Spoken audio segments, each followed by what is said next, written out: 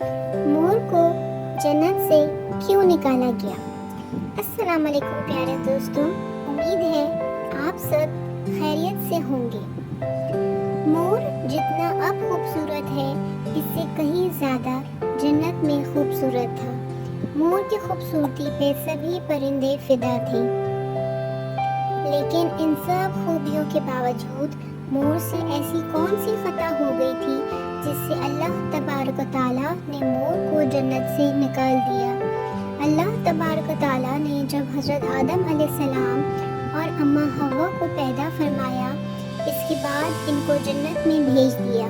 وہ دونوں جنت میں بہت ہی پرسکون رہتے تھے، بہت ہی لذیذ میوے پھل کھایا کرتے تھے، لیکن ایک اناج جس کو کھانے سے اللہ پاک نے انہیں منع فرمایا وہ اناج گندم تھا۔ چونکہ شیطان حضرت آدم علیہ السلام کی وجہ سے ہی جنت سے نکالا جا چکا تھا، اسی وجہ سے شیطان کی حضرت آدم علیہ السلام سے دشمنی ہو گئی تھی۔ شیطان یہ چاہتا تھا کہ وہ کسی بھی طرح حضرت آدم علیہ السلام کو جنت سے نکال دے اور ساتھ میں اماں حوا کو بھی جنت سے نکال دے۔ جب شیطان کو یہ خبر ہوئی کہ حضرت آدم علیہ السلام کو تمام میوے کھانے کی اجازت ہے لیکن گندم کھانے کی اجازت نہیں ہے، تو شیطان انتقام کی آگ دل میں لیے جنت کے دروازے کے پاس بیٹھ گیا اور 300 سال تک وہاں بیٹھا رہا کہ کوئی جنت کے دروازے سے باہر آئے اور شیطان اس سے بات کر سکے۔ ایک دن اچانک سے مور جنت سے باہر آ گیا۔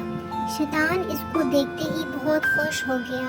شیطان نے پوچھا، اے خوبصورت پرندے، تم کون ہو؟ مور بولا، میں مور ہوں۔ اب تم اپنا تعارف کراؤ۔ شیطان نے جواب دیا کہ میں عالم غروبیہ کا ایک فرشتہ ہوں۔ میں اللہ پاک کی عبادت سے ایک پل بھی غافل نہیں ہوں۔ میں چاہتا ہوں کہ میں جنت میں جاؤں، وہاں کی نعمتوں کا اپنی آنکھوں سے مشاہدہ کروں۔ شیطان مور سے کہنے لگا، تم مجھے جنت کے اندر لے جاؤ، میں تمہیں 3 ایسی باتیں بتاؤں گا جس سے تمہیں ابدی زندگی حاصل ہو جائے گی، تمہیں بڑھاپا اور بیماری نہیں آئے گی، تم ہمیشہ جنت میں ہی رہو گے۔ شیطان کی یہ بات سن کر لالچ میں آ کر مور نے کہا، مجھ میں تو اتنی طاقت نہیں ہے کہ میں تمہیں جنت کے اندر لے جاؤں، لیکن ایک سانپ میرا دوست ہے، وہ شاید تمہاری مدد کر سکے۔ یہ کہہ کر مور سانپ کے پاس آیا، اس کو ساری بات بتائی۔ سانپ بھی شیطان کی باتوں سے بہت خوش ہو گیا، پھر شیطان کو اپنے منہ میں چھپا کے جنت میں داخل ہو گیا اور یوں شیطان اپنی چال میں کامیاب ہو گیا۔ جنت کے تمام نگہبانوں کو یہ معلوم تھا کہ شیطان پہ چال چل رہا ہے اور جنت میں داخل ہو چکا ہے۔ فرشتے شیطان کو جنت سے نکالنے لگے، تبھی اللہ پاک کا حکم ہوا کہ اس کو ابھی تک جنت میں ہی رہنے دیا جائے۔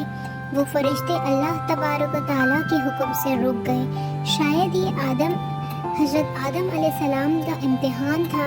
شیطان حضرت آدم علیہ السلام کے پاس اور اماں حوا کے پاس جا کر اپنی محبت کا اظہار کرنے لگا۔ وہ دونوں ہی شیطان کو پہچان نہ سکے کیونکہ ماضی کے مقابلے میں شیطان کی شکل تبدیل ہو چکی تھی۔ شیطان کہنے لگا، میں چاہتا ہوں کہ آپ دونوں ہمیشہ جنت میں اسی طرح زندگی گزاریں، ہمیشہ خوش رہیں۔ حضرت آدم علیہ السلام اس کی بات بہت غور سے سننے لگے۔ شیطان نے کہا، اگر آپ میری بات مان جائیں تو آپ کو جنت کی بھی اور تمام سہولتیں ملیں گی۔ حضرت آدم علیہ السلام شیطان کے بہکاوے میں آ کر کہنے لگی کہ یہ کس طرح ممکن ہے؟ شیطان کہنے لگا، ایک گندم کا دانہ اگر آپ دونوں چکھ لیں تو آپ کو ابدی حیا حاصل ہو جائے گی، آپ جنت میں ہی رہیں گی۔ یہ بات سن کر حضرت آدم علیہ السلام کے دل میں رجحان پیدا ہوا، لیکن ان کے دل میں اللہ کی نافرمانی کا خوف غالب آ گیا۔ جبکہ اماں حوا شیطان کی باتوں میں آ گئی، جس پر اماں حوا نے حضرت آدم علیہ السلام کو راضی کر لیا۔ پھر اس کے بعد ان دونوں نے اس گندم کے دانے کو چکھ لیا۔ جیسے ہی گندم کا دانہ ان کے اندر گیا تو دونوں کے ستر واضح ہو گئے۔ جس کے بعد دونوں اپنے اپنے سطر چھپانے لگے اور خوف خدا سے کانپنے لگے۔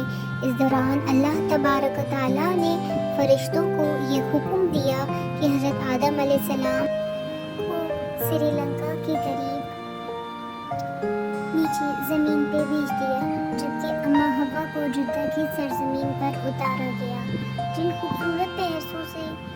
جن خوبصورت پیروں سے چل کر مور شیطان کو جنت کے اندر لے کر آیا تھا، وہی خوبصورت پاؤں اللہ پاک نے مور سے لے لیے۔